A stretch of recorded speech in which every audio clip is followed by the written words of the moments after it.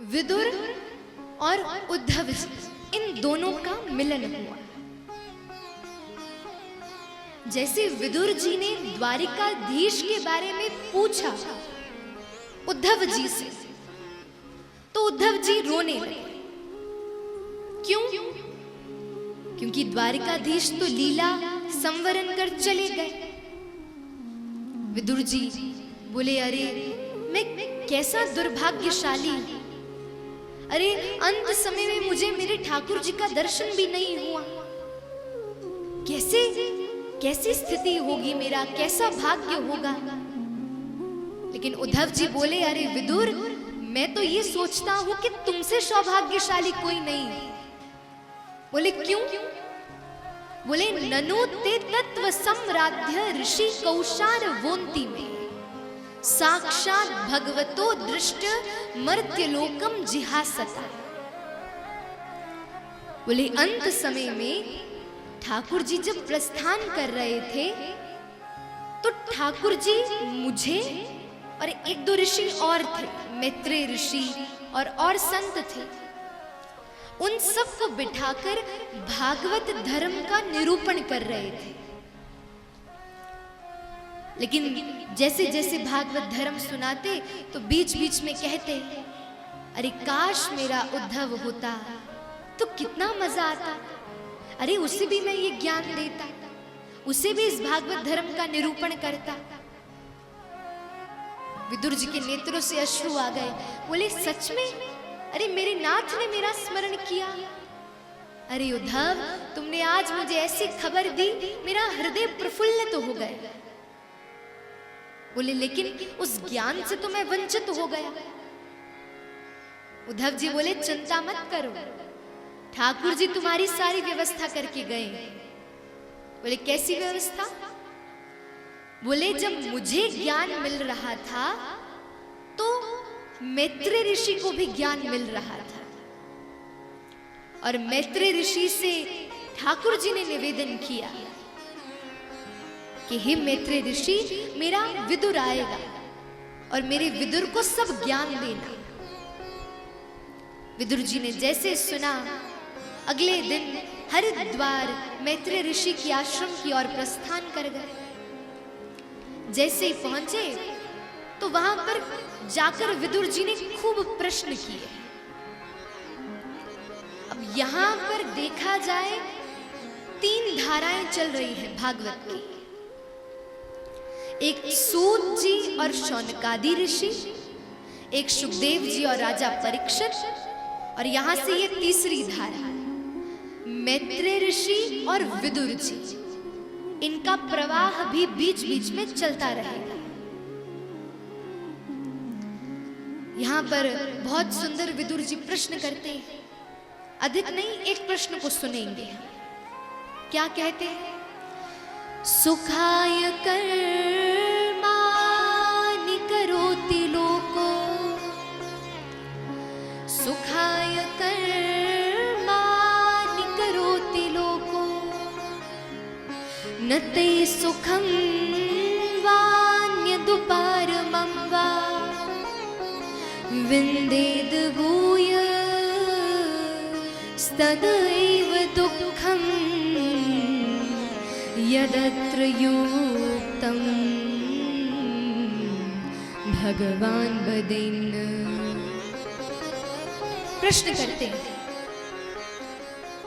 विदुर जी कहते हैं संसार का प्रत्येक व्यक्ति कर्म करता है, सुबह से लेकर रात्रि तक। क्यों कर्म करता है?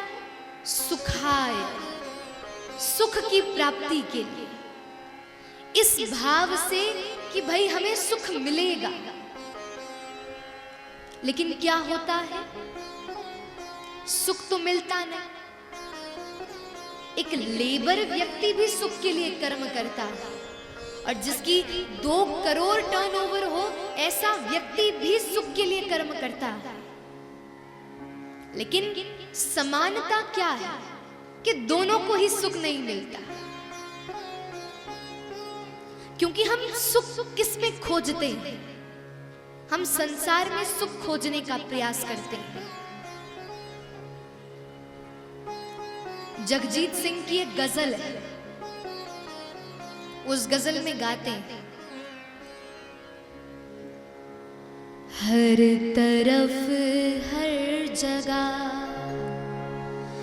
बेशुमार आदमी, हर तरफ हर जगह बेशुमार आदमी, फिर भी तन्हाइयों का शिकार आदमी, हर तरफ हर जगह।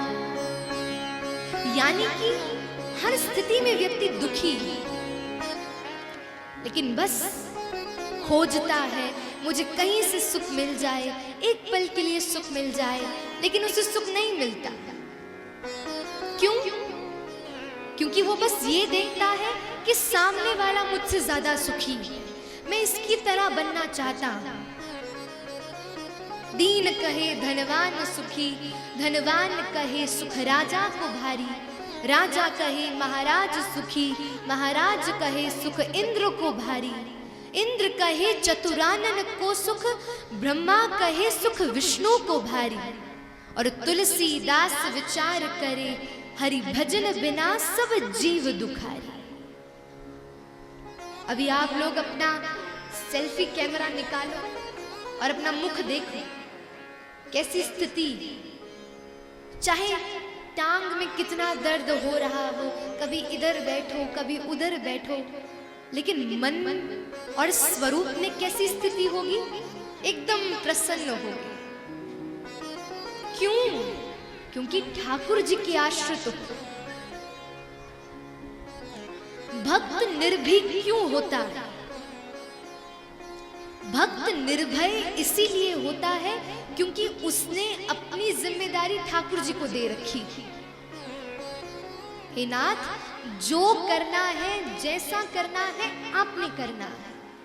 और ठाकुर जी स्वयं कहते हैं, कर्मण्यवाधिकारस्तु मा फलेषु कदाचन। फल के बारे में मत सोचो, बस कर्म करो। लेकिन हम लोग दुखी इसीलिए भी होते हैं, कर्म बाद में करेंगे लेकिन फल पहले सोच लेंगे। अरे ये करूंगा, यहां इन्वेस्टमेंट करूंगा ना तो इतना प्रॉफिट हो जाएगा, लेकिन बाद में जब इतना प्रॉफिट नहीं होता तो व्यक्ति दुखी हो जाता है। अरे तुमने तो ये पठानकोट में ही क्या पता एक बंगला बनाने का सोचा, लेकिन क्या पता हमारे ठाकुर जी ने वृंदावन धाम में कुटिया देनी। इसलिए खुद मत सोचो, ठाकुर जी पर छोड़ो,